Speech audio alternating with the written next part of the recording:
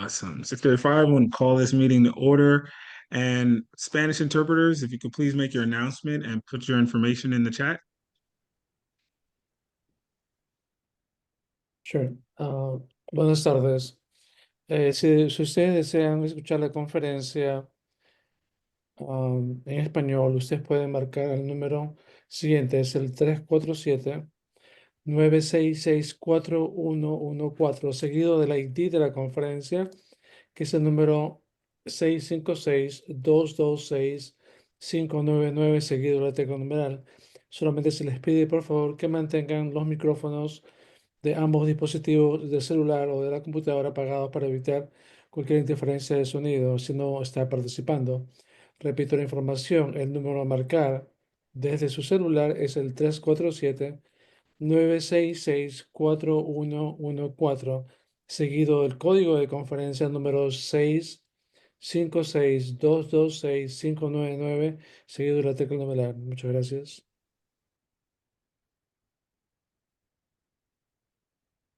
Thank you.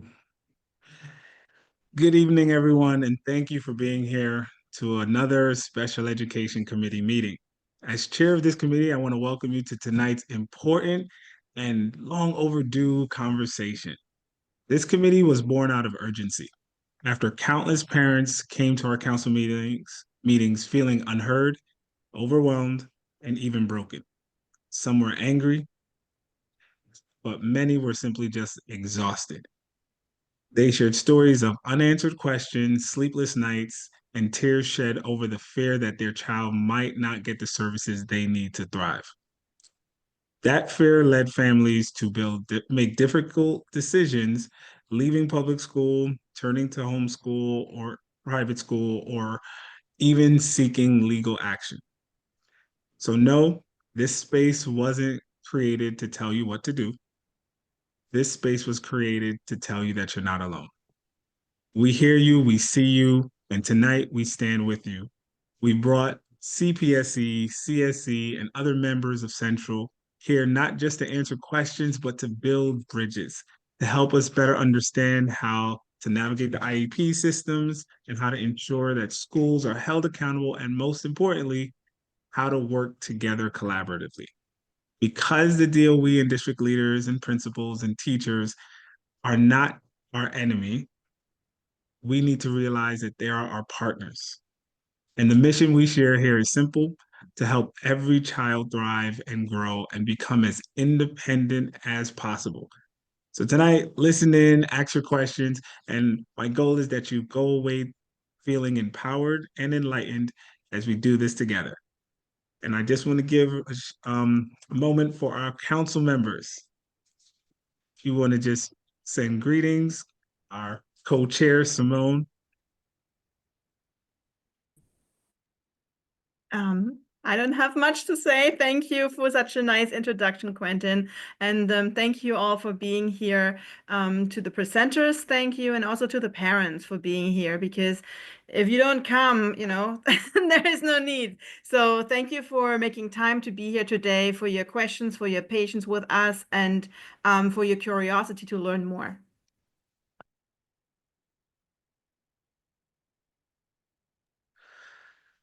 All right. So our last meeting, Amari, I think we're gonna get to questions after. Don't really. Oh, we didn't put the Q&A up. Put your question in the chat, and then we could address it. But thank you.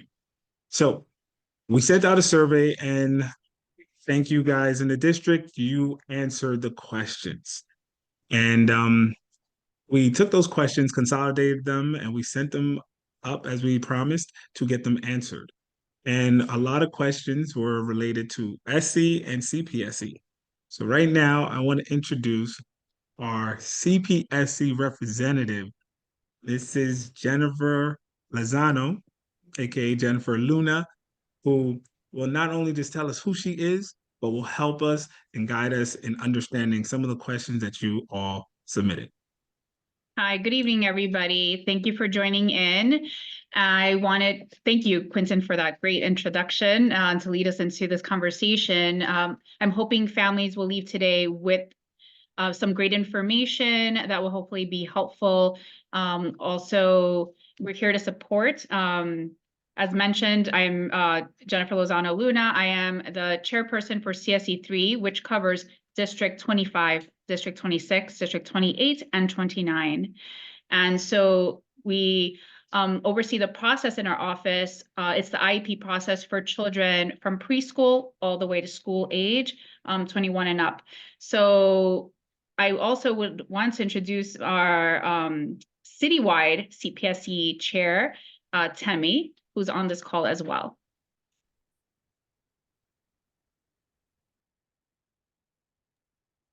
Awesome. Well, let me let somebody else in. One of the questions that we received was Quentin, regarding. was Temi Yep. on? Because it would probably be great for her to introduce herself as the chair Oh, for. yes, my bad. You're right.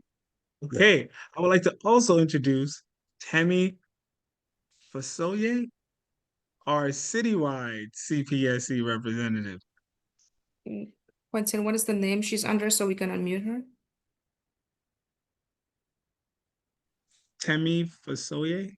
Okay, got it. Thank you. Good evening, everyone. As introduced, Temi Fasoye, CPSC Citywide Chairperson for the CPSCs.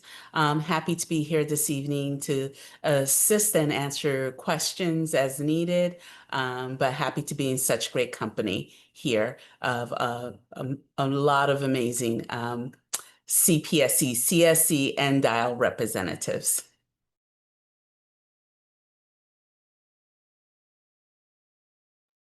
Awesome. Is there any other introduction before we start some questions? Okay, we'll start. Awesome. So our first question, regarding staff training and professional development. How can we train school staff and administrators to create and implement effective IEP accommodations? So the CSC, as you had mentioned when we first started this conversation, we oversee the IEP process for children in the and not in the public school, but everything but the public school. So our non-private, for example, our parochial schools, our private schools, charter schools, our state-approved schools, home hospital instruction, homeschooling. We, as a CSC, do not offer the PDs or professional development within those schools. That would be the administration of those particular schools that would offer. However, on the CSE side, we offer professional development ongoing throughout the year. And that's done through our central office primarily. Our teachers, our psychologists, social workers are always part of those conversations and PDs. There's constant announcements and updates that are being provided to our team. And any new information that's brought down from the state is also shared with the team. But when it comes to the actual school, the CSE, we do not do the professional development. It's the actual building, the school building that would have to do that. You would have to reach out to the principal of the school where your child attends, whether it's a charter, non-public school, private school, and parochial, and so on. Thanks, Jennifer. And I can help answer for our public schools as well, Andy Corso. And I work to support our superintendents in schools for the Division of Inclusive and Accessible Learning. And my job is the public schools. So we're all here as one big team and family. And I just want to acknowledge whoever asked that question. This is something we need to continue to do better at. And so I just want to start that straight out the gate. We are not where we need to be. And we continue to offer a myriad of different ways for folks to get information and for teachers to learn and develop.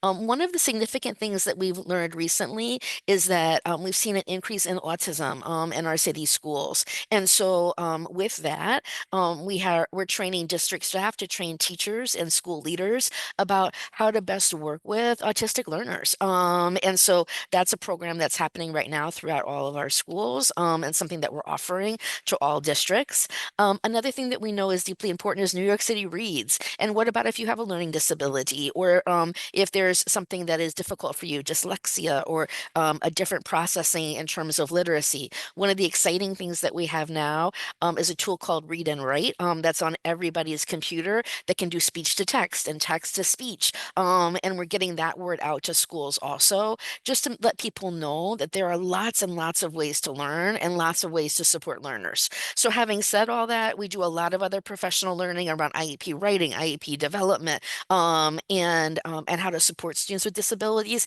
And we can always do more. So would welcome direct requests or suggestions about how we can do an even better job. And I know there's much more work to do. Thank you, Andy. Would anybody else want to add to that? Because I know Andy and Jennifer just dropped bombs. All right. No, thank you for that. A lot of people who will be rewatching this can actually reflect on what you just mentioned, especially since you said it's for the whole city. So I'm looking forward to those services being like in our district as well. That is phenomenal. And next question around communication and parent engagement. What measures can be implemented to ensure parents regularly receive detailed updates on their child's evaluations and progress? So I'll respond from the CEC perspective. Family engagement is really important to us. We do have coordinators set up to ensure that we have our point people in the office to provide family engagement. But when it comes to the evaluations, the clinicians that have evaluated the children during the IEP meeting will review the evaluations. They'll also usually give a synopsis after the evaluations are performed. When it comes to actual progress notes, that's usually reviewed at the annual meeting. That goes for the CPSC as well as the CSC. We review the child's progress. When it's ongoing progress at the school level, that I'm going to have to defer back, and the school under the CSCs, which again are the private schools and charters and non-public schools, would have to be the direct contact for ongoing progress. I'm going to slow down. I am sorry I talked so fast last time, and then I'll turn it over to Temi. So for our kiddos who are in community schools, there are three things I would take a look at for communication. Number one is always your Nix account. And I know we have Johanna Rodriguez here if you want to drop information about how to access the Nix account. And that is your primary portal for key information. Number two is the IEP meeting itself. And that must be done every single year. And during that meeting is a really important time to look at all the assessments that are happening, to ask questions, and to really make sure that you're on the same page with the school and in alignment about what the student needs. The third, though, is you shouldn't have to wait for a whole year. Students with disabilities should absolutely be getting progress monitoring on their IEP goals. Every time a student without a disability gets a report card, then at the same cycle, you should be getting a progress update on the IEP goals. So you should be getting those regularly throughout the year. That is something we track and coach for our schools for them to do better on. And I want to acknowledge it is not always happening, but please know that is our expectation for schools, is that they are providing progress monitoring, letting you know how students are doing on their annual IEP goals at least as often as report cards are issued. So if a report card is being issued, you should also be able to get information about how the student is doing on their IEP goals. And the word we use for that is progress monitoring. So if you as a family member want to ask for it, you're like, I should be getting the progress monitoring reports for my IEP. That's the thing you should be asking for in terms of getting regular progress. And I see Johanna, thank you so much, has just put in all the information for accessing your Nix account. Thank you, Andy. I want to just add with what Andy shared and what Jennifer shared for our CPSC students, it becomes very important that if your child is within a school program, that you become quite acquainted with the individuals who are at that program, who will know on a day-to-day basis what is happening for your child, and that you can get information through that avenue. Our CPSC administrators are also there to be able to give you information about what your expectations should be. We have literature that is found on our schools.nyc.gov page, as well as a guide to special education services for preschool students that you can review that also has that expectation of what you as the parent should expect from your child's CPSC experience. Thank you. Hey, can you throw those links in the chat that you just mentioned? I'd Appreciate be you. happy to. Thank you for that wonderful feedback. And let's go to our next question. This question is regarding IEP. You guys kind of touched on it a little bit, and placement. How can we improve the quality and thoroughness of IEP evaluations?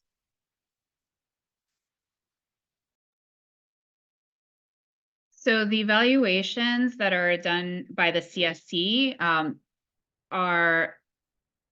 we try to uphold compliance to the best extent possible. It is our goal. And thankfully, just a big shout out to my CSE3 team that works really hard. We're one of the top 3 within compliance. So I'm very happy to brag about that because with many cases under the CSE's belt, that is not such an easy feat. But we try to accomplish and we become as knowledgeable with each and every evaluation that we do.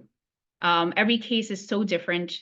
And there's not one exact training that's going to teach us everything that we need to know for each child that exists. So with each child, it is a learning process for my clinicians, right, as well as the families. But in terms of being able to actually do the evaluations, everyone at the CSE is very competent. When we have met capacity and need to contract out, we have wonderful agencies that we contract out with that also do very thorough evaluations. And now, Temi, if you want to speak a little bit about the CPSC evals. So for our preschool students, the initial CPSC evaluation process starts at that point of the referral, whether from the parent or whether from a school member seeking to have a child evaluated for further supports within the school program. And the parents always have a choice as to which evaluation site they would like to use for that process.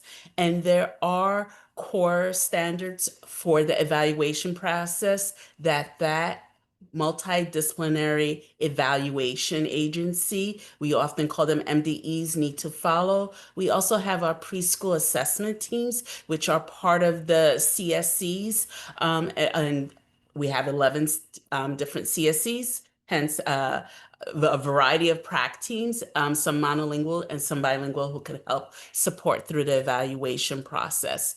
And what the CPSC administrator is the point of contact to ensure for preschoolers that the evaluation process is being followed with all due diligence by the MDE or the prac. And they're the ones who are going to ensure also that the families receive the evaluation packet for their child so that they could review all those assessments and be able to have a better sense of where their child falls in a variety of learning domains. And I don't know what the person who asked the question had in mind was, but I'd really want to ask the person, what are you trying to assess? What are you hoping to learn?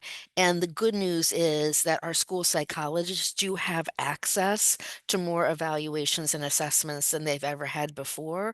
So really the key thing is with the IEP team to say, what's the information we don't know now that we still need? And then to choose the right assessment for that. But there are more assessments available now than we have had in the past. Within the past 2 years, we've had more assessments available. And so the IEP team meeting is the place where you would request those. And the school psychologist would be your first point of contact for district school placements. Thank you, Andy. And what you just said is, I guess, a reason why we're having these meetings, because a lot of parents might not know what questions to ask. So understanding and hearing from meetings like this and links you sent, we can now ask the better questions to get the right answers. So thank you. Our next question in the same topic, should we implement mandatory IEP screenings for all kindergarten students? And how could that be effectively managed? So by screenings, I'm trying to picture again, like what Andy said. Like, I'm wondering exactly what might be meant by that in particular. Is it like a checklist to determine if the child needs further support because they have concerns? Is there a reason perhaps that they're maybe wanting to refer the child but unsure yet? Now, screenings could be good, right? But also providing certain supports like what we would call RTI supports, like certain interventions prior to the referral process. And that goes for CPSC as well, which there's a lot of work that has to be done still, but providing certain interventions prior to that referral, I think would be a lot, provide a lot of value instead of just a checklist type of screening. I'm not sure if that's exactly what was meant by the person that asked the question. That's what I think of when I think of screening, like maybe a sort of checklist, but providing certain interventions based on the concerns, whether it's in a smaller group or individual, and just really making sure that it's not due to a lack of knowledge in the particular area, but more actually a special education concern. Thanks so much for that, Jennifer.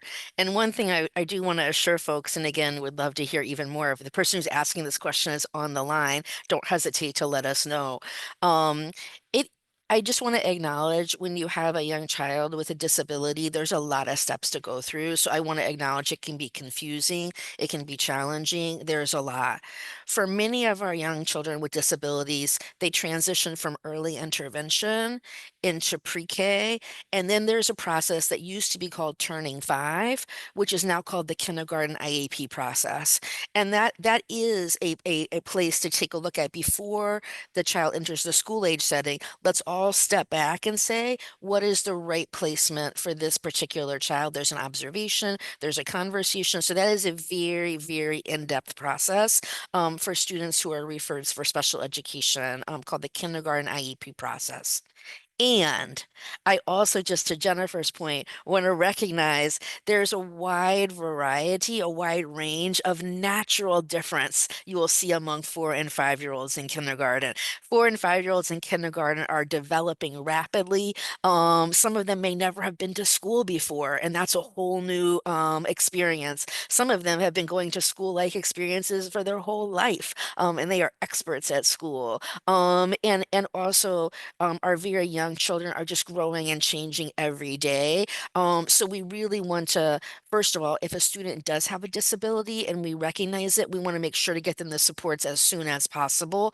And if you as a family member say, I think my student has a disability, we will absolutely have an IEP meeting. And so please know that that is your right as a family member to say, well, you know what, there's something I'm seeing here. I need to request an IEP meeting. That is absolutely something that you can and should do. So please know that is your right and your ability to do so. And sometimes it's just a little bit more growing and developing, and the fact that we are all different humans. And so want to allow for that possibility as well. Temi, I see. What would you add on to what I just said? Andy, that was such a great encapsulation of this question, and being able to recognize the different divergent thinking our youngsters have, and recognizing that sometimes it's learning difference and not necessarily necessitating special education services. Sometimes accommodation needs to be put in. We have partners with our 504 provision. Maybe sometimes children need certain support within their access point in their classroom, and that we recognize that. And through the CPSC evaluation process for our preschoolers, this is discussed as part of the IEP meeting by the CPSC administrator, especially if a child is found ineligible for preschool services.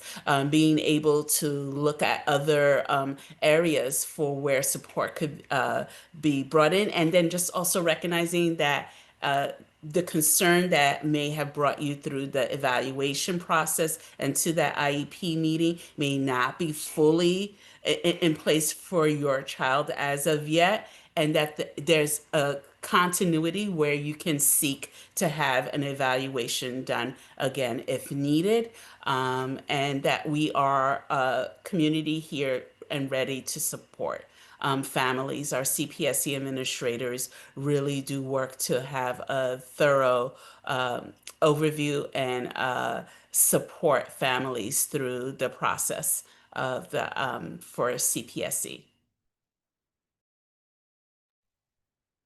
Thank you for that answer.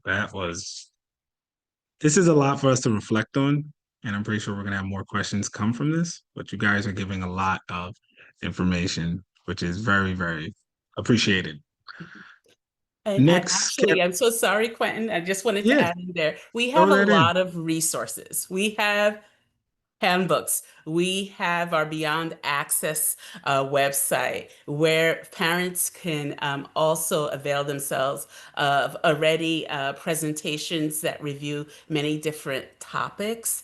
And, you know, going back to what both Jennifer and Andy have shared about sometimes you do not know the questions to ask, that could be a great starting point to just hear what has happened previously.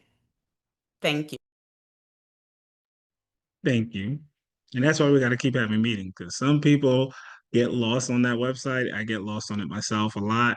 And it's like, if I could just get that that question answered directly by a human, it would feel so much better than navigating that wonderfully done website.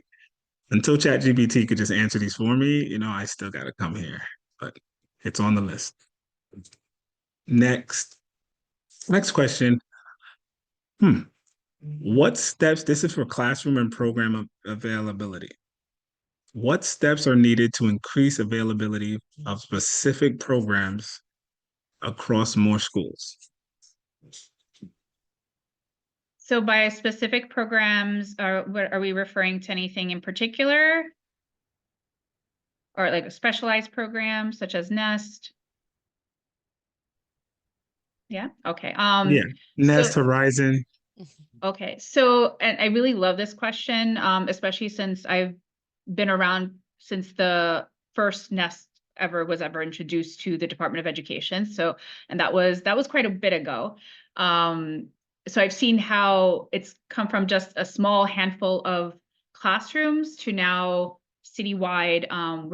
We're offering these wonderful specialized programs. Now, my best word of advice, and I just want to say that the CSE, and I know this is, I get frequently asked the question like, hey, can you place my child in the Nest program? The CSE themselves, we do not oversee specialized programs. They have their own oversight, and the CSE does not have that involvement in the selection. So I did want to just say that, because I know there's a very strong misconception about that piece.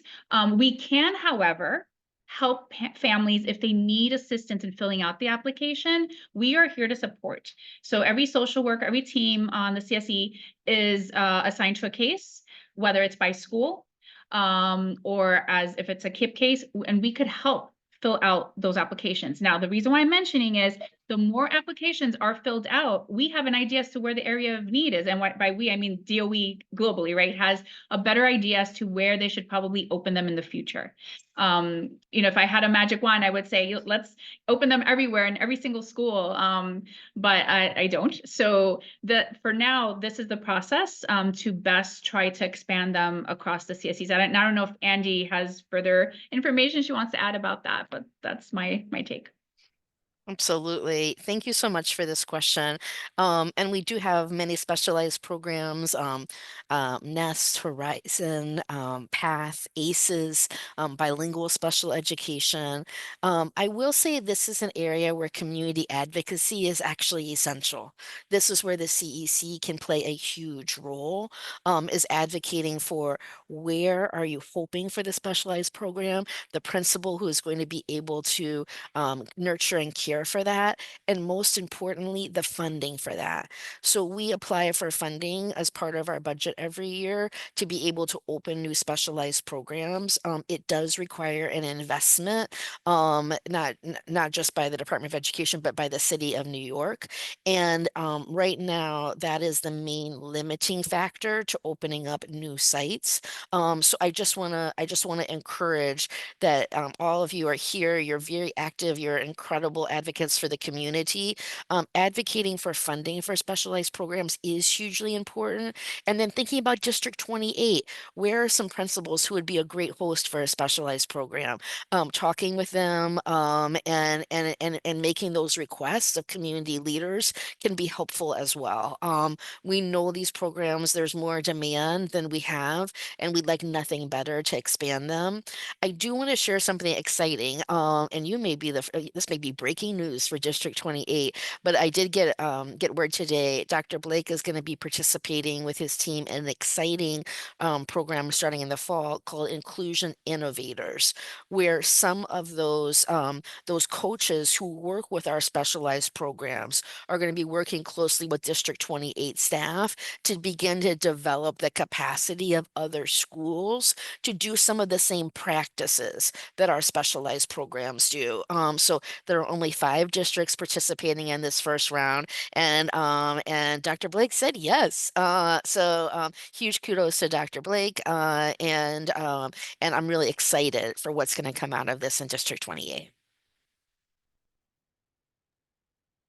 Anybody else? You jumping in on this, Tammy, or you good? I am good here. I believe both Jennifer and Andy have given you exemplary response and information, and I'm very excited about that new program, Andy. No, that's phenomenal. And thank you, Dr. Blake. You'll see this recording. Give him a shout out for just, accepting. But he does the best. We're District 28 the great. We're only getting greater, so I get it. All right. Another question we have in this category. How can we better address individualized needs, such as providing sufficient one-on-one occupational therapy support?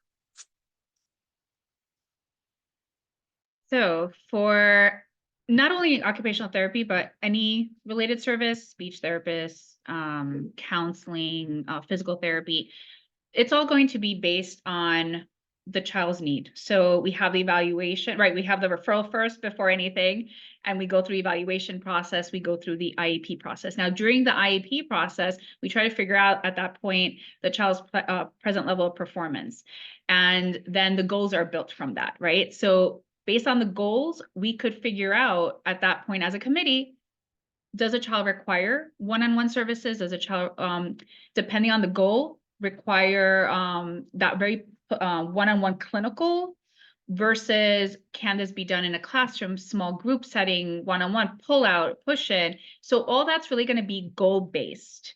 Also on the needs and how severe versus mild the child's actual delay is. And there's some goals that can be done by the classroom teacher. The special education teacher in the classroom can modify instruction. So it really depends on the child's need. We don't have an overall answer, like how, not every child really needs one-to-one. Some children really benefit from having that group and being able to work with another child on building their skills. So I hope I answered that question, but it really is very individualized on the child and how clinical they need that service. Thanks so much, Jennifer. I'll add on. And so I think I'm going to answer in 3 ways.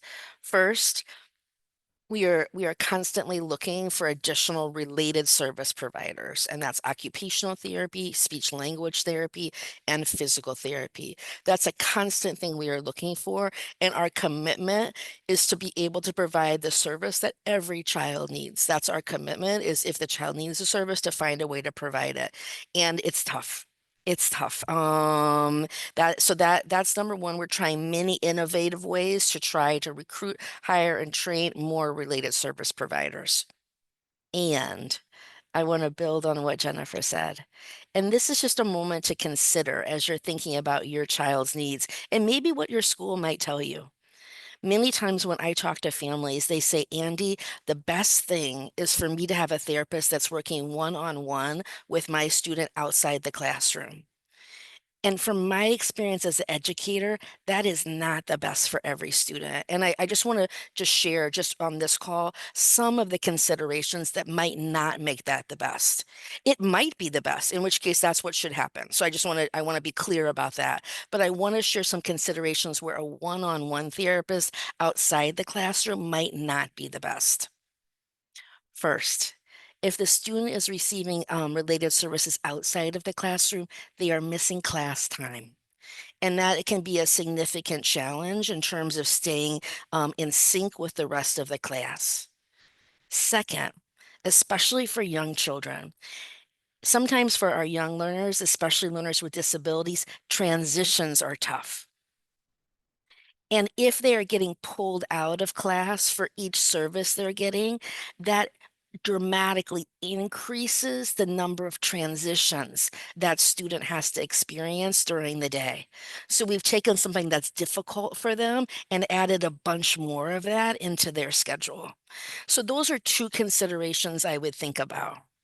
Finally, this is the last thing I would think about, is especially when we think about speech, occupational therapy, and some physical therapy, we actually do those skills with other people, not on their own. So when I think about my speech work, I'm actually using my speech skills to be talking with other people.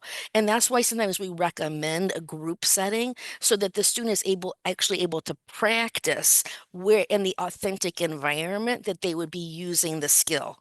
And so I just wanted to add those considerations in. It makes sense to me where a family might say it is always better to have a one-on-one support provider in a separate location. And I wanted to offer some other considerations there as well.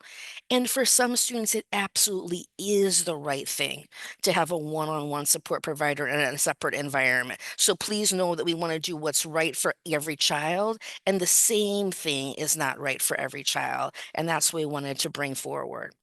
The last thing I wanted to offer here is that as we continue to struggle to hire the right number of related service providers, and again, we're trying many different strategies, we do offer Weekend Academy and something called Seed. And those are opportunities to also get related services, highly effective, convenient opportunities for students to get related services they need and deserve. I see you nodding, Timmy. Did you want to add on to that? Definitely. I just want to also, looking at our preschooler, which is my vantage point and support it here, is just recognizing what access points our youngsters have coming into receiving OT services if they're found. I often, in my iteration as a CPSC administrator and formerly as a preschool director, would have parents say, through the evaluation, my child wasn't able to string the beads and put this together. And I will often ask, has your child ever done anything like that before? Because if they've never done anything like that before, then the expectation when they're first given that new experience would be that they wouldn't be able to do that so well. But you're also doing some other wonderful fine motor activities at home, whereby whether if they're starting to use a utensil for eating, whether they're coloring, and at this point we're not worried when they're in the home as to their grip on the marker, but are they attempting? Because that preschool, that early childhood environment now becomes the area where they'll have consistent access to learn a lot of these skills. And often I've had families say, oh, the way my child started school and the way that they're going now is so different than what some of the concerns I had in the beginning. And also keep in mind, as children get older, their needs will change. And that is also part of the process of what Jennifer was speaking to earlier when we had those annual meetings and progress reports are shared with you, and we can look to see how the child can be supported with any of their related services. Okay. I also wanted just to highlight one more thing too, which one of the main differences between how the public schools and the CSCs and CPSC as well, when the CPSC and CSC make the recommendation for the service, we don't have our own speech providers, OT providers, PTs. We have to contract them out. So that is a difference. So we don't have that ability to staff right away or make that hiring. We depend on a list of approved providers. So if you know, I always tell people, like, if they have kids going into college, please push them into becoming, there's a national shortage. Please push people to go into those fields. There's such a need across the board, all of them, speech, OT, PT, counseling even. There's a huge, huge need. So definitely push anyone that's applying in their junior year of high school into that direction. They will never be without a job, I will guarantee you.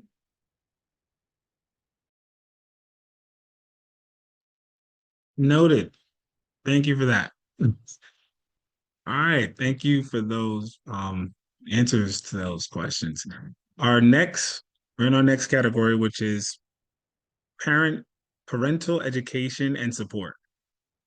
How can we effectively organize and deliver in-person IEP seminars for parents?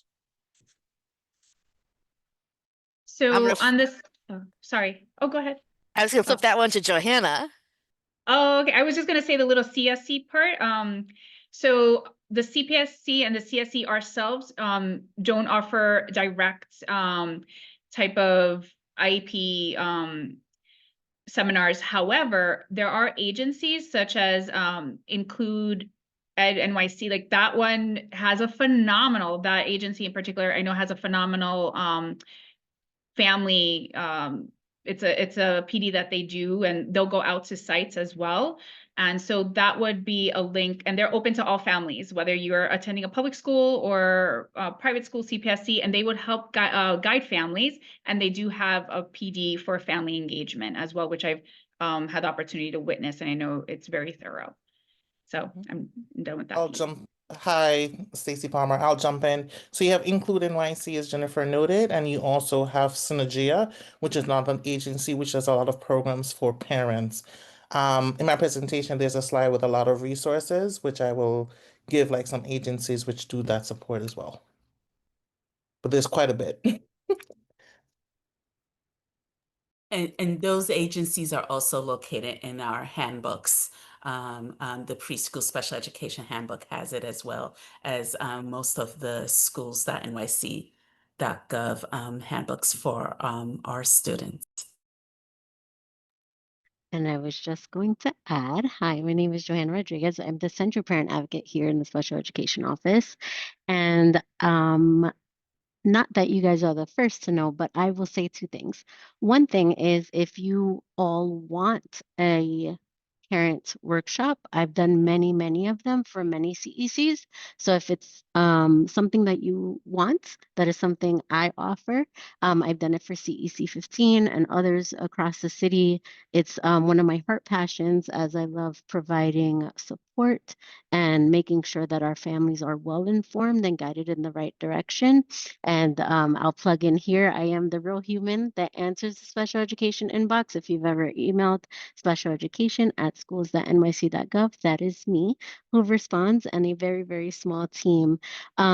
Also, I wanted to also let you all know that we've been diligent in speaking with other divisions, particularly the Division of School Leadership, who you all probably work with your family support coordinator, your family leadership coordinators. We have been attending those meetings as well and informing them and letting them know that we are here to support them and you all. So any workshops, any family events, we will be there. Just let us know. We also table at events. We are ready and willing to give any workshop and training necessary for our parents to be empowered with knowledge and know what's out there.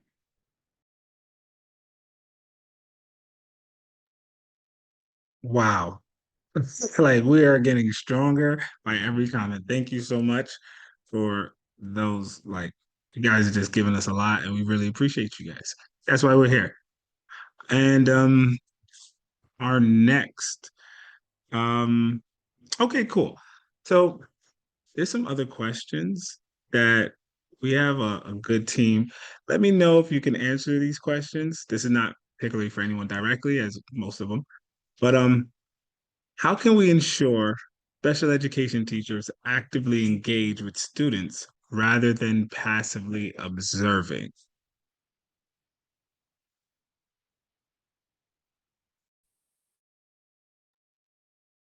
I can take this one. And I'm just recognizing Elizabeth Ziba has had many questions in the question box. I'm just trying to answer several of them right now. But I don't know if it's possible for folks here to ask questions off mute. I don't know if it's possible. And so I'm sending some of those answers right now as well. Well, That no, are no, coming. no, no, no, no. You know what? The question I had, if you can answer that, that's cool. Yeah, Because I do want to give the parents, Elizabeth especially, because she's asked us questions, and I yeah, really am glad that she joined because she had some really good questions. I would love for you guys to address like all the parents at once. So as great. soon as I get like past these questions, yes, let's go and let's get Elizabeth for sure. You're number one, Elizabeth. Tell me, Quentin, how many more questions do we have so I can moderate the length of Oh, my you know what? answers? We will do this one question, Let's and do then it. after this question, I do have a presentation from Stacy, and I Woo! do have a presentation after Stacy, and then we could just go through all the questions. So we will not leave without answering the questions. Just that Great. one question I asked, and then we'll. Absolutely. Absolutely. And so one of the things, and Stacy's a great resource for this, as well as other district staff, one of the things that we really want to encourage is that everyone in the classroom is involved in teaching and learning. And so we should not see, for example, a paraprofessional kind of off to the side, not engaged with students. If that's something that you are concerned about, your first point of contact would be that school. And the school can certainly reach out to the district for support. How do we help provide additional learning and training for that para? I just want to acknowledge our paraprofessionals are wonderful. We should do more training for them. So this is not something that we have solved or taken care of. But absolutely every adult in that classroom should be contributing to the engagement and learning environment of the students. That's what we're all here for. So if you're not seeing that, first go to the school. The school can reach out to the district to support. And of course, Stacy, you know how to get in touch with me and Johanna and the crew if you need additional support as well. Oh, thank you, thank you. Okay, Council Member Simone, was that before Stacy?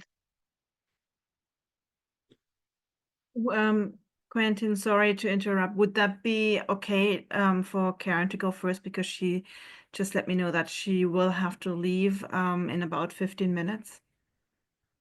Okay, Would that be so. okay? Yeah. So we have two more presentations and we will get to the questions. And Elizabeth, I'm gonna re-ask your questions out loud just so I can have it on record as well, because we don't have that chat. But Simone, if you want to introduce our next presenter, and thank you, Andy and Jennifer, so far. You guys are doing phenomenal. And you, Tammy and Joanna. Thank you so much. Yes, I would love to introduce Karen Rodriguez from Community Mediation Services, which is located here in Queens. And I liked what you said earlier, Quentin, that we here are here as partners, parents and special ed staff from the DOE are working together as a team to make sure that the child gets all the services that they can possibly get. But sometimes communication doesn't work properly, and there are either miscommunications or misunderstandings or disagreements, and that's when special ed mediation can come in. So I would love to introduce Karen. She will give a presentation for parents to know what they can do. Karen, please go ahead.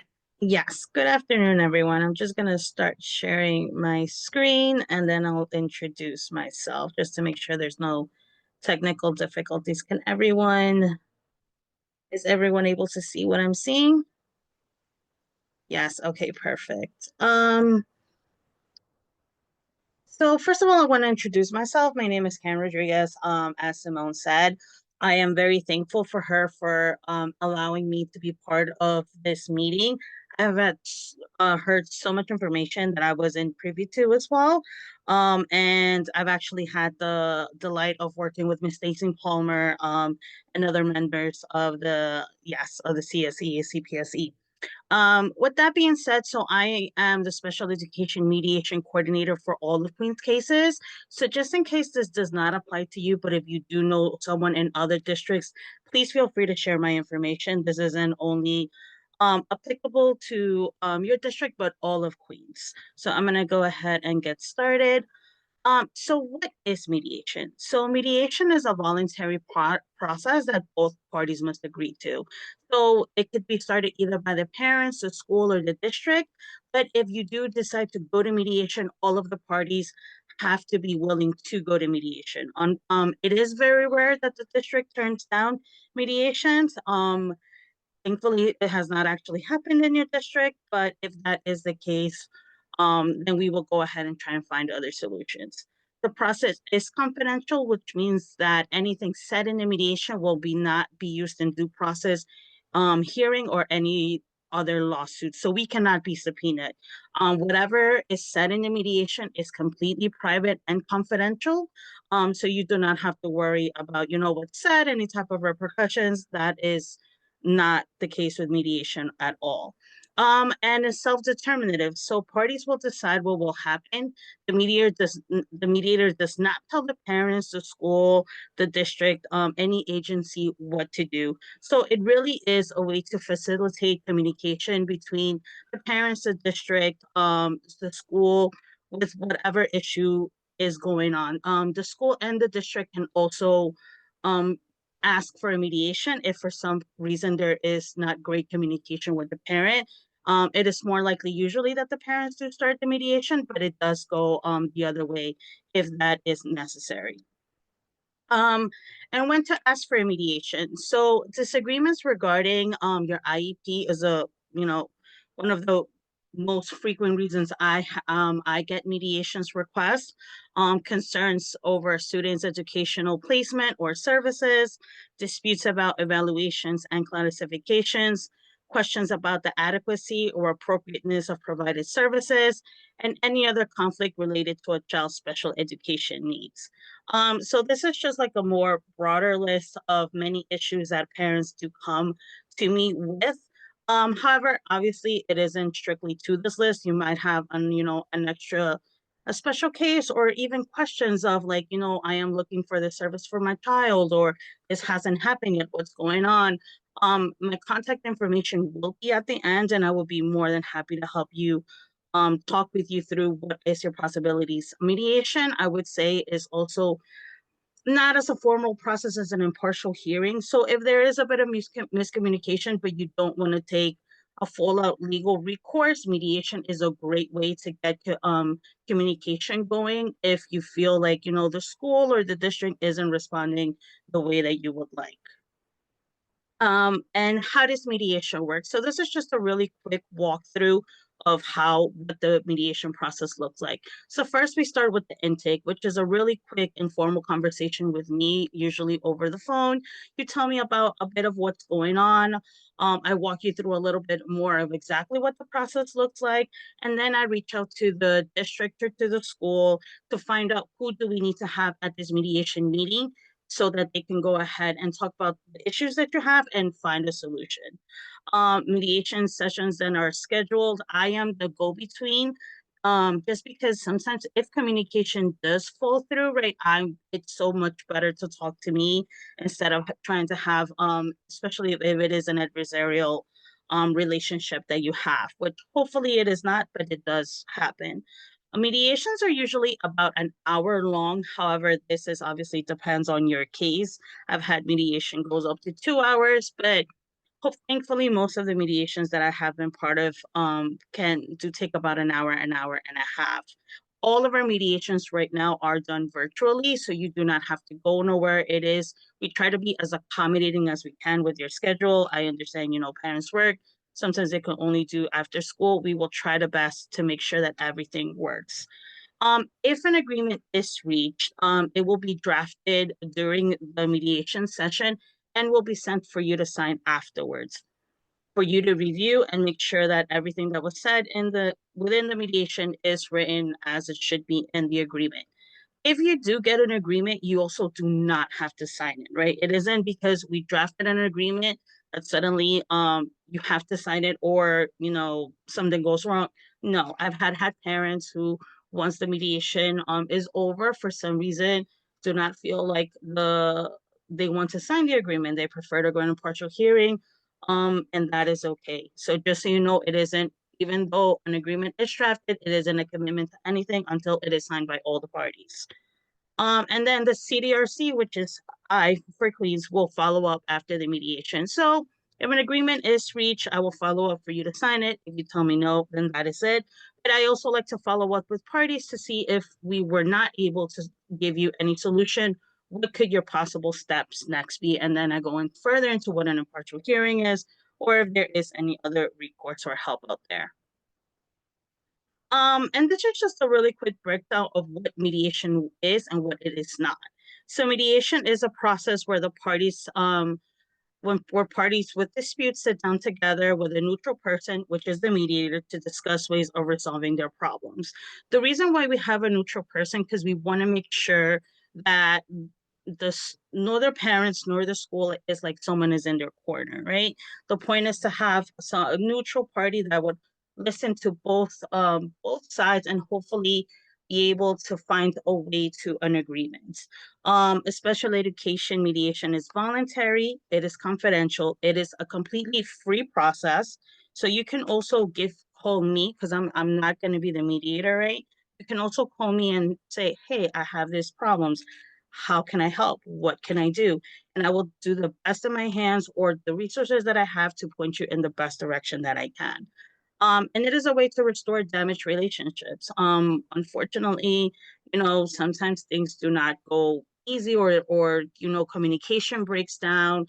And mediation is a great way to try and build that trust back up, because your child's education is a very, very long career, right? It's a very long story and process. And we want to make sure that we're able to help you there, whether it is now or in the future.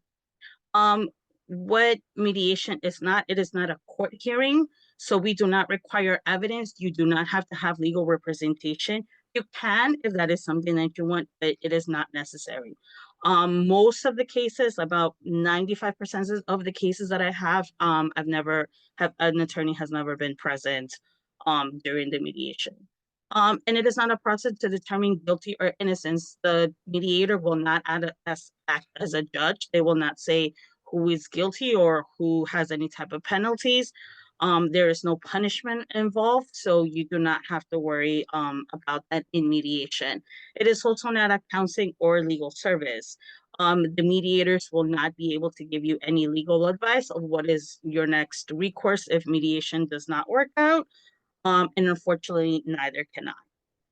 All we can do is give you all the resources that we have and hope that will help you guide to find a solution. and how to request a special education mediation. So you can actually send me directly an email, and I will be more than happy to get that process started for you. The more official way to get the process started is to actually email the impartial hearing office. You can see the email there in the chat, but I can also go ahead and add a link in the chat of where all of this information is of how to get a mediation started. And they will just ask you all of this information to be put in that email so they can go ahead and direct us to the correct people to reach out to go ahead and get the process started. I do not, that is all that I have. I don't know if you have time for like a question or two, or there's my email. I'll be more than happy to speak with any parent or anyone else who has any questions. No, thank you so much. If any parents have any questions, please ask. Put them in the Q&A for Karen. Karen, thank you for that presentation. Thank you for what your mediation services do for families. And please, I know you put it on the screen, but if you can put that in the chat as well. We do save the chat and we do email, and we could like put it in the email response to everyone. Thank you. And I want to bring up Stacy. Stacy from our district office, special education. You know, she put together such an amazing quick presentation to share with us, enlighten us, empower us. And I want everyone to pay attention. These are the faces that represent us. So please take notes, take emails. They're gonna help us get through all of it. May I ask someone to share my screen, share for me? Because my computer has been a bit wonky. No Share problem. this, thank you. I appreciate. Got you.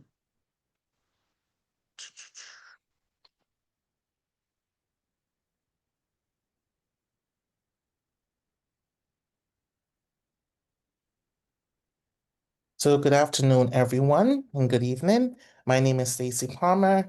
I am the Administrator of Special Education for District 28. I had the pleasure of meeting and presenting to you back in February, which seems like a very long time ago, but not that long ago. And, you know, grateful to be back to present again in front of you again.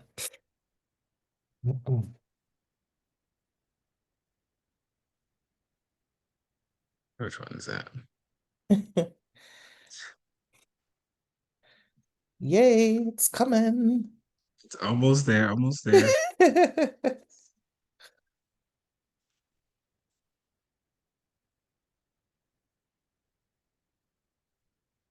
Awesome. So again, my name is Mrs. Stacy Palmer. I'm the Administrator of Special Education for District 28. Next slide, please.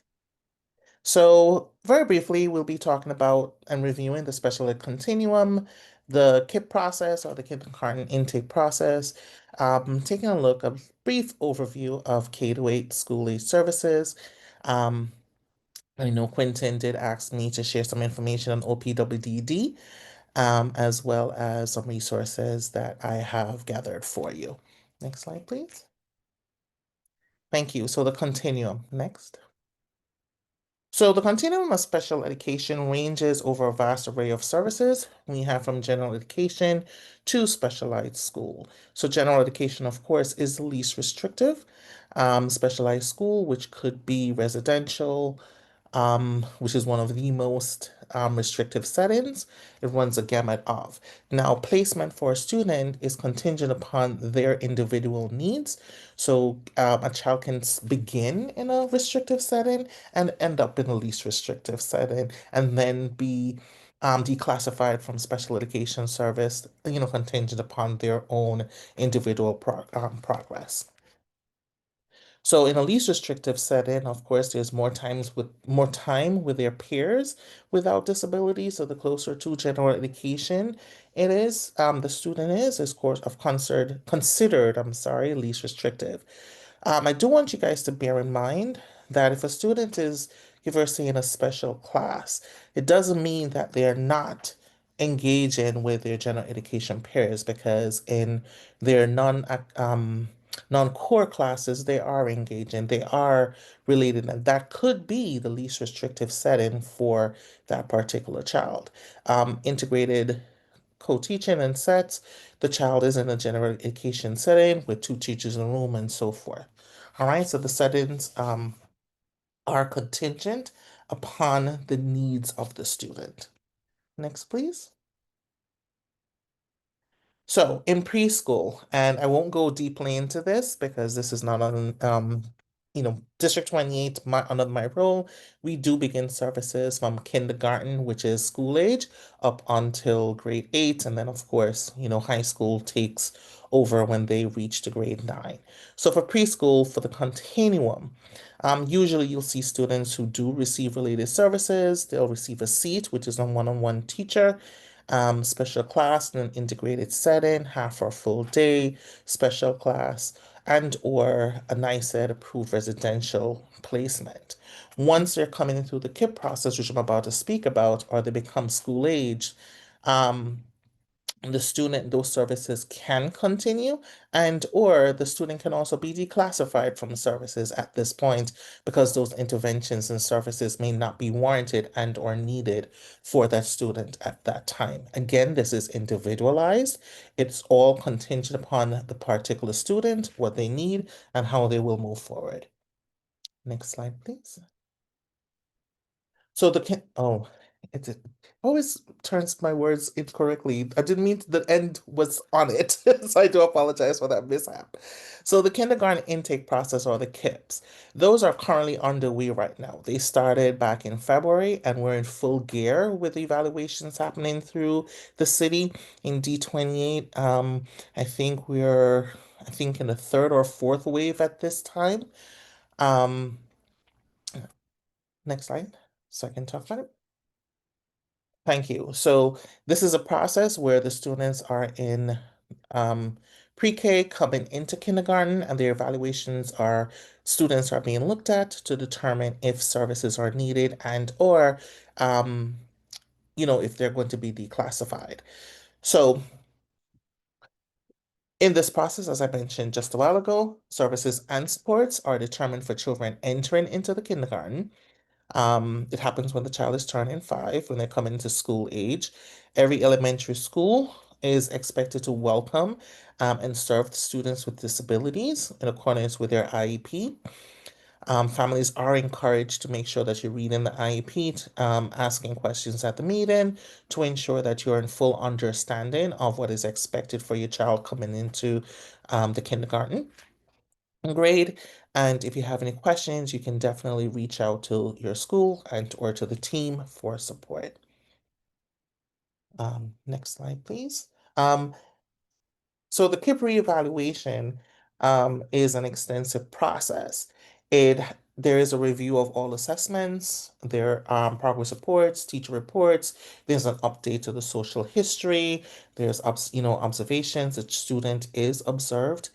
There's a comprehensive understanding of the student's masteries in terms of what skill sets are needed to be developed, and of course through the process, a review of all information gleaned from the students, teachers, and or providers helps to build and complete the process.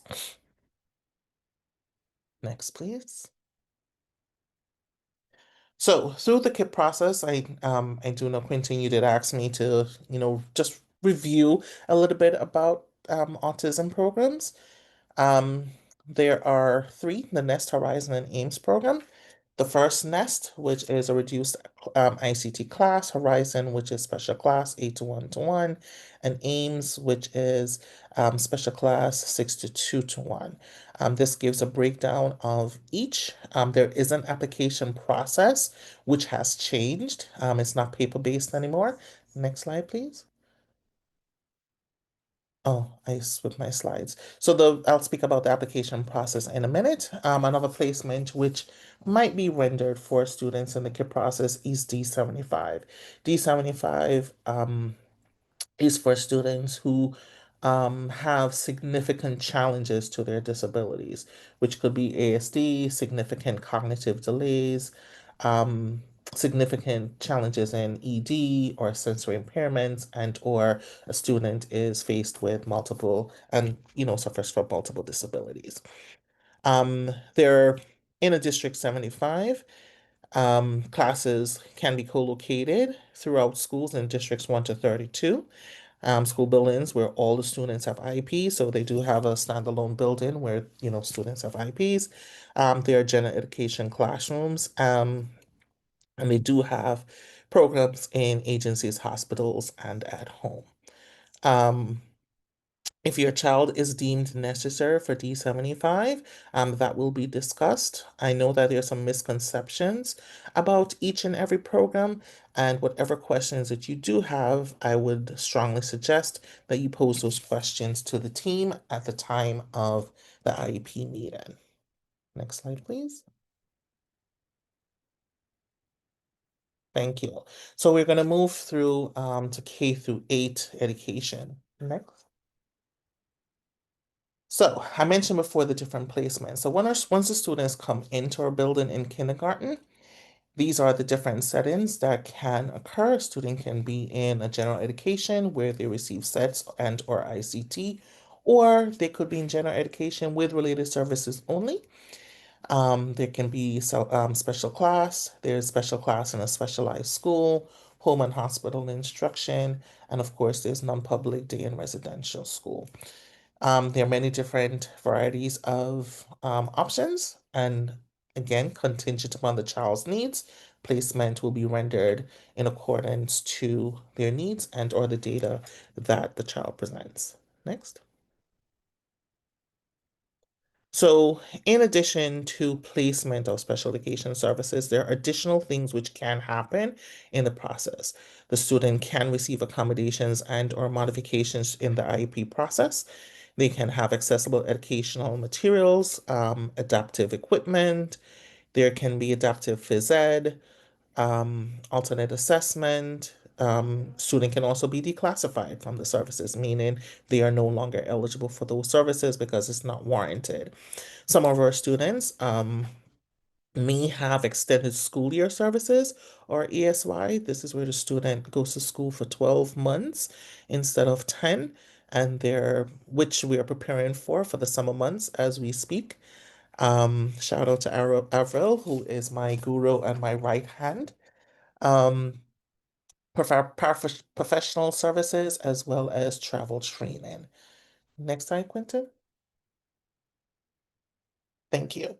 So transitioning between the grade bands. So you have from the pre-K into kindergarten, of course, and then from we have the grade bands from K to 8, K to 6, K to 5, I'm sorry, then 6 to 8, and then to high school.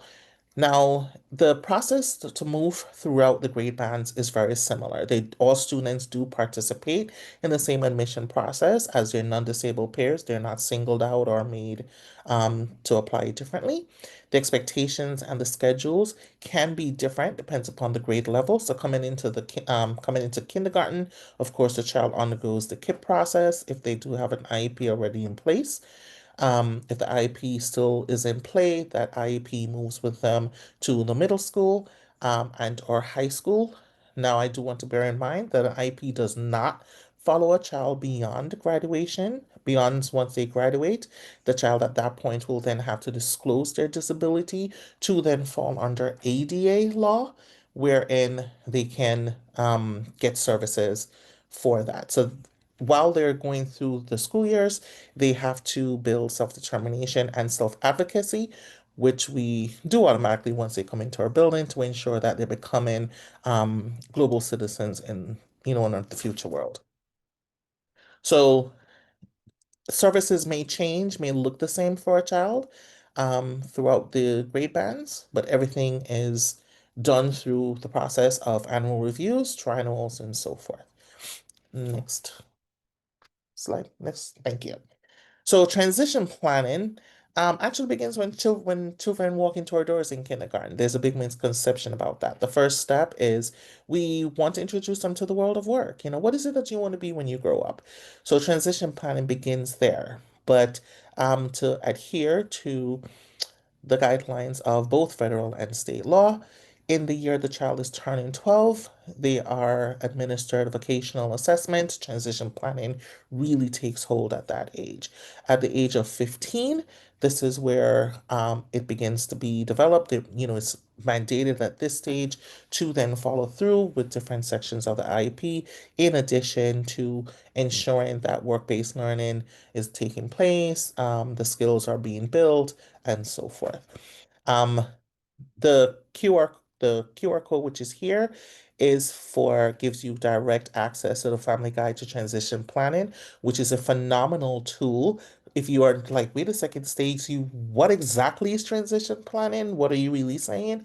I have read this book cover to cover. I really have, and I've outlined and highlighted which to say, oh, okay, this is what we can do. This is what schools should be doing, and this is how I, as a parent, can support my child going through this process. Okay, next slide. So the extended school year, which we are actually in the midst of preparing for, is currently underway, as is the KIP meetings which are happening. So your child may be recommended for ESY, or extended school year, which is 12-month services. So here, ESY are special education services and programs which happen during the months of July and August. It is different from general education summer school, which is summarizing. All right. The program does offer a full day of learning designed to help students reach their IEP goals. So whatever is on their IEP is most likely the services that they will receive. It does incorporate enrichment activities to the students once the day is completed. And if your child has sets or related services in addition to special class, they will also get those services as part of the program. Again, just want to reiterate, ESY is different from the general education summarizing program. They're not designed in the same way, but do offer a plethora of information and supports for the students who are participating. ESY does begin July 2 and will end August 12. Okay, so this is fast approaching. So for those, I know letters have gone out to families. Families have received and have accepted. If you haven't accepted your placement, please do so that we can, secure your seat and so forth. If you have any questions, reach out to your school and they will definitely support you in that process. Okay, next slide, please. So OPWDD, which is an amazing agency to support families. Next slide, please. So it is a state agency which provides services to New Yorkers with developmental disabilities. It can range from ID or intellectual disabilities to cerebral palsy to autism, Down syndrome to brain traumatic injury, and any neurological impairment that the person may unfortunately be inflicted with. Um, OPWD is designed to support students and persons in their home of their choice. Um, it is a service that once received, it helps them throughout the years to, in essence, become able-bodied citizens in the world, preparing them to live independently, function and work on their own, and or with supports, as well as assist them with meaningful community connections and engaging in giving them opportunities to engage in different activities of their choice, in various settings. Next. Next slide. Thank you. So services, oh, you went a little bit too fast. You skipped one. Go back. Go back. Back, back, back. Okay, one more. Thank you. Um, So services include Medicaid-funded long-term care services such as habilitation, clinical services, family support services, and employment support services. So again, it is a service that is there to support. I know a lot of students who have come across have had um, OPWD services from being a child through to adulthood and are still reaping the benefits of these services, which are phenomenal. Next. Next slide. You skipped one. Okay, so in order to get OPWDD, the three agencies which support are Tri-County Care, Care Design, and Advanced Care Alliance. Their numbers are here. This presentation will be shared with everyone here, and I know it's recorded, so you guys will have access to the numbers and the websites to support. So you can give them a call, get information so that they can help to walk you through the process as well as it's called a front door process to so that you can begin to um, get the services that you need. I must tell you, if you plan to do and go this route, make sure that you have all your documents, the most recent documents and your evaluations of your child are up to date. Make sure you have copies of, the psychoeds and neuropsychs, whatever evaluations that you have, everything. The process I've seen where some families, it has taken 3-4 months for them, for the process to take place. And I've seen cases where it has been longer than that, 2, 3, 4 years. But do not be discouraged. Stay the course. Make sure that your documents, again, are in order and move forward with it. Okay, next. All right, so there are day services which provide persons with personal, social, and vocational supports to live independently and or to function independently. Um, and I know you hear me talking about work and functioning independently, but do remember these are skills which do start when the child is young, and those skills are honed throughout the years, such as self-advocacy, self-determination, self-regulation, um, and so forth, to help them to become global citizens. Next slide. So, two services that OPWDD also renders is rehabilitation and pre-vocational services. Pre-vocational services addresses the individual's vocational interest. Say, for example, Johnny is interested in becoming to work in a veterinarian office. He may not want to be a veterinarian, but just to work in the veterinarian office. They will support him to achieve that goal in terms of building skills to either support answering the phones or dealing with animals or whatever it is, but to give Johnny that opportunity to fulfill his dream of being, working in a veterinarian office.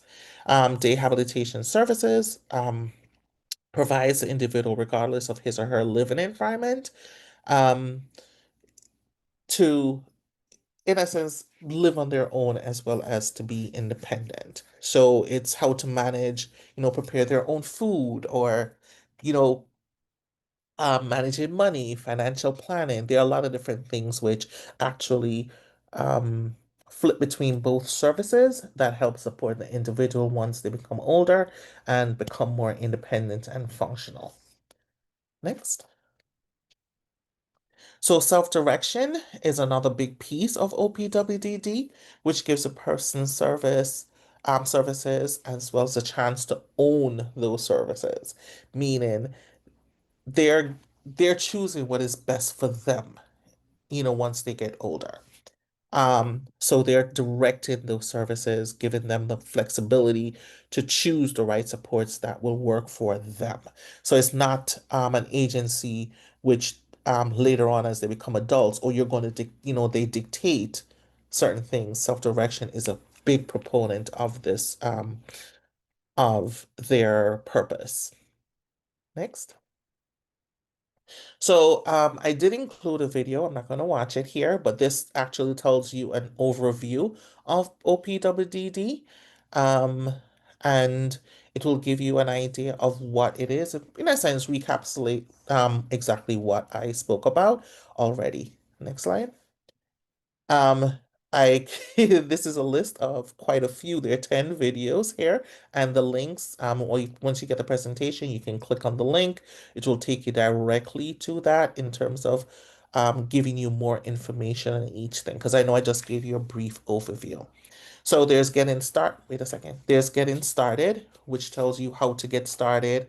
Like, what are the documents you may need? What is it that you need? What things, how to determine eligibility and so forth. The next is the front door process, which is a process of, let's go through the front door. Let's now enter and begin the process.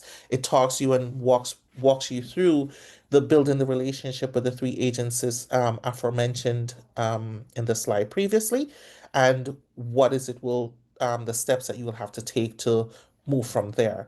Eligibility, the services, what residential and housing support will look like, the assessments, the care management. It will give you more information on self-direction, employment services, as well as funding. All right, so those videos are there for your viewing pleasure. I would strongly suggest, those who are interested in applying for OPWDD, I'm sorry, get versed in terms of what the agency actually offers so that you can take the necessary and the correct steps moving forward. Next slide.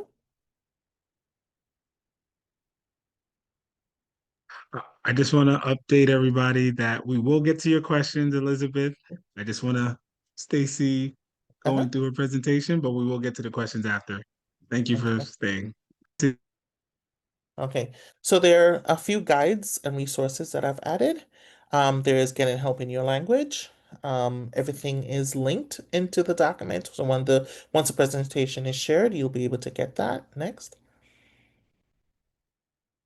There's also a book, a guide on early intervention to preschool transition. The QR code is here for that link. It brings you directly to the electronic version of that website. Next. There's also resources for newly arrived families.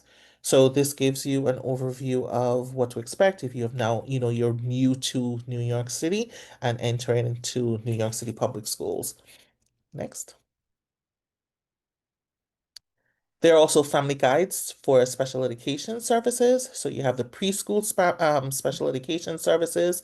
So any and all questions which weren't answered here, the QR code is there for the guide, which brings you directly to the website. So again, this is something that I would strongly suggest with parents who do have children in the preschool to, in essence, read through and become more versed in terms of what to expect for your child. And then the Family Guide to Special Education Services for School-Age Children, what it looks like when they do enter kindergarten. It walks you through the entire process, what to expect, what are certain things, what are different keywords if you do hear them, to become familiarized with the process. Next. There's Ask and Share guides. Again, the QR codes are there for elementary, middle, and high school. So this will support you with moving if your child is in elementary who's currently moving into middle school, or if your child is in middle school going into high school. Because I do, as a parent myself, each grade band is different. Expectations are different, even though the processes may be the same. Your child, what is it that I should be looking for so I can better support, my child or your child? So these guides do help you to navigate that process. Okay, and the next. And then the Committee for Special Education, I did drop their information here. So for districts 25 and 26 and 28 and 29, which is at the Suffern office, there's the email there for CPSC 3. Next. And for agency linkages, because I know I did bump Andy when she was speaking before in terms of the different agencies with support for family workshops. Include NYC is phenomenal. They have they have FACE, which is the family facing workshops, which we actually collaborate with them to provide. Like we choose like the hot topics and so forth and say, these are what families are asking for, and they do present, they do repeat, so you can definitely get more information on that. Synergia, which is another service which does provide services. OPWDD does do workshops as well but not as many as they should. Access VR is another agency which does workshops with families for pre-employment services and so forth for older students who are 14, turning 14 and older. So those are, your middle schoolers going into high school. Um, there's Aim High Children's Services. There's Adapt Community Network. Adapt is amazing. They actually work with persons with disabilities who are wheelchair bound or who need access. If you want supports with mobility and so forth, that's an agency to actually connect with. There is YAI, there's National Federation of the Blind, and there are more because this is not an exhaustive list. This is just a taste of different agencies that can support. Next slide.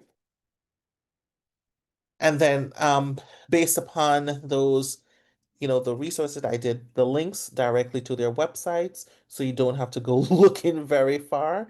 Once you get the presentation, you guys can click in and it will take you directly there.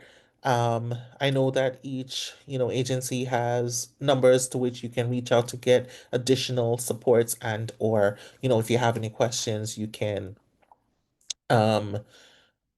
get some more help in that way. Next slide. So I mentioned before that for the autism programs, so the autism programs are not paper-based anymore. It's now online. So children entering kindergarten, the online application is embedded in the presentation. Um, there's those links there. And then for children in grades K to 12, the application form is different, so it's also there as well. All right. Next slide. Any questions? And thank you so much for allowing me the time to present. Any questions so far? Because I didn't have the chat open.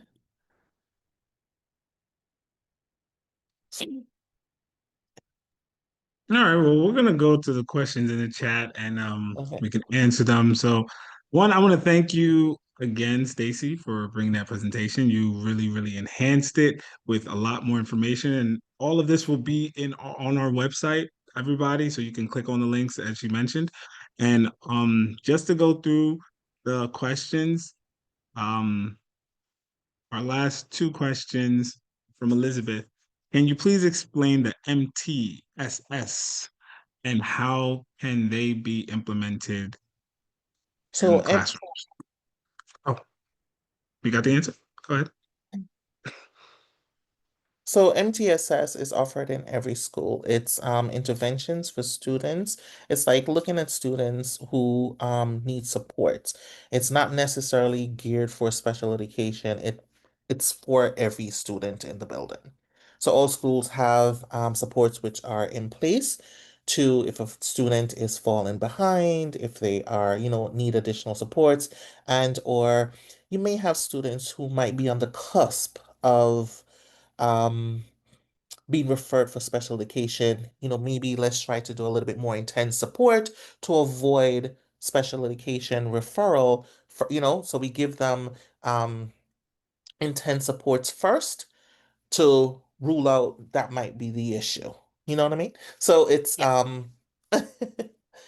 Yeah, that's great, Stacy. And I think I'm gonna add on to what you said. MTSS is multi-tiered support system. That's what it stands for. And so what we're doing there is we're saying, first of all, everybody gets research-based literacy instruction. That's the amazing thing of New York City Reads. And everybody gets a literacy assessment. And you can find the results of literacy assessment in your NICSA account. So you go to your NICSA account. Then we take a look at the data. And let's say that the student is struggling. Let's say the student is struggling to read. There might be then an additional assessment to say, let's find out where in reading the student is struggling. Is it phonics? Is it fluency? Is it comprehension? Where is the struggle happening?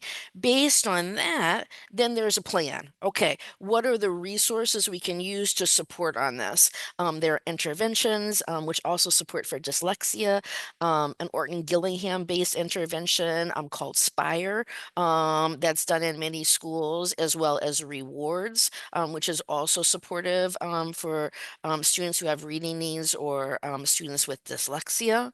And then based on that academic plan, which might include any of those interventions or other ones, there's progress monitoring. How is the student doing based on those interventions? And again, what you're doing is the progress reports, looking at the assessments on your NICSA account, and then working with your school. You'll find out how is the student doing, how are the interventions going, and what might be next. I love what you said, Stacy, is that multi-tiered systems of support are not just for students with disabilities. They're for all students, including students with disabilities. And what this is a way of thinking about how to support. What else can we answer on that one? And I don't know if it's possible or okay to unmute Elizabeth. I know that she's requesting that. Yes, no, I was actually looking at her last question, and Yeah, if you guys don't mind, because yeah, of like her question course. might lead to more questions. So We're down for it. We're here. we're down. All right. Elizabeth, are you there? Hello? Yes, go ahead, Elizabeth, Hello. with the question in the chat I and need continue. Hello, can you hear me? Yes.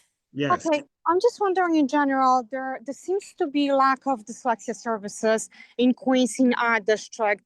I mean, we literally don't have anybody, teach, evidence-based instructions. And I'm just wondering what can be done about it. And the school is not even providing me MTSS. It's just something that I wanted to inquire. I wanted to ask about the sources of funding and how can we improve it in the district. So I'm sorry that you're experiencing a struggle here. One thing I can tell you, and I can work with Cece on this on the side, we have 900 schools in New York City that have a centrally funded intervention teacher who are trained in science-based reading strategies, including strategies that support students with dyslexia. And those include schools in District 28. And we can, if there's a specific school you're worried about, happy to talk with CC and we can sync up there. But those are absolutely we have them in 900 schools across the city. And the good news about the curriculum we have now and having a standards-based literacy curriculum is that every student should be getting tier 1, which is research-based instruction in reading that is based on the science and reading. And that's happening in all of the reading classes through whatever curriculum that District 28 is using, whether it's HMH or whether it's using, those are specifically backed by research by the science of reading, which is a big improvement about where we were at before. But it sounds like something is not quite happening correct for you, so I'd be happy to hear more. But there are resources in District 28 to support, including those interventions that are research-based for dyslexia. Could you please provide your email address or your contact information in the chat? Sure. You'll email special education and then you'll put my name. So it's special education and you'll put my name at schools.nyc.gov and then my name is Andy Corso.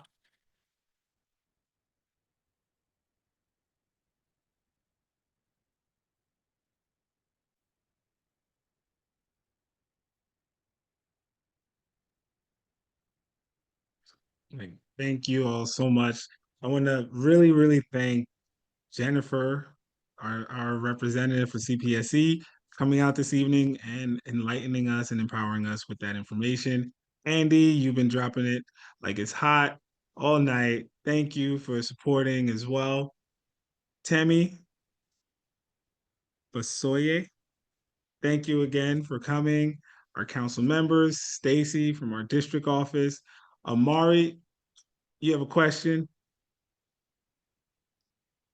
before we close? Go ahead. Hi, everybody. So I actually did want to say can everybody hear me?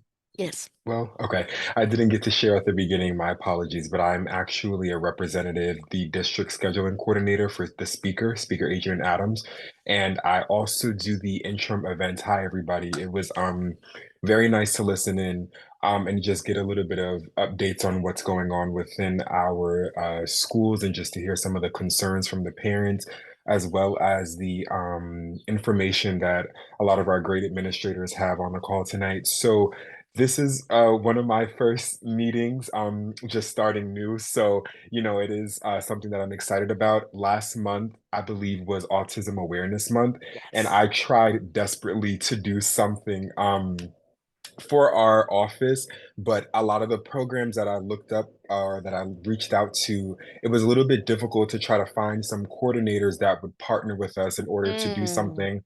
I did take the liberty of looking up the statistics for autistic students yeah. within our district. I still have to get that report because I have it on my desk at work, but I did look that up, and that was one of the things that inspired me to want to do that program. And though April is over, I do know that we are still a source, an office, a point of contact for a lot of people that look to us for services in different ways. And so I definitely am happy that I joined because I learned a lot and I have a lot of notes and a lot of contacts that I'm going to be reaching out to just to discuss about doing potential workshops for some of our parents or students within the district. So I am extremely thankful for you all. And yeah, just hope everybody else has a great rest of the evening. Thank you, Wonderful. Amari. And Amari, I'm actually coming to your office to pick up the awards for our council members on the 15th. So I will be seeing you Thursday, early afternoon. And I want to, since you're here, May 30th is our end of year celebration. We have sent the email to your office. We're going to send it again because you're here in person. And I'm saying this on record. We would love to see Speaker at our meeting. We will give her time to shine and bring greetings to our full district. That's May 30th, PSD 49. You want to confirm that? Yes, I'm sorry. I'm sorry.